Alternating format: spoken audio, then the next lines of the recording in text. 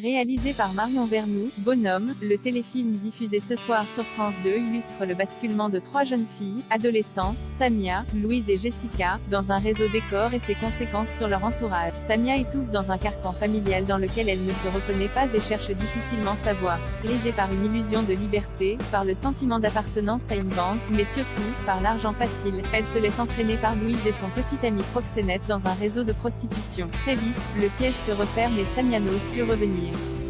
Sera-t-elle scène sortir, comme des reines, mercredi 22 juin à 21h10 sur France 2, écrit par Sandrine Grégor, Sam et Mélina Yoroun, Agathe Coltès, et réalisé par Marion Vernou, Bonhomme, comme des reines, récompensé du prix de la meilleure fiction unitaire au Festival de Luchon en 2020, raconte la lente descente aux enfers d'une jeune fille en quête de repères qui se laisse attirer par son ami dans un réseau de prostitution.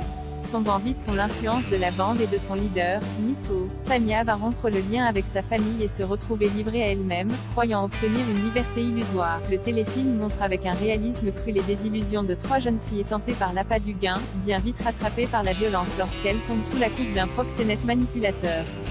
Au cœur du récit, la notion d'emprise vécue par ces filles souvent mineures avec leur proxénète permet d'apporter des éléments de réponse.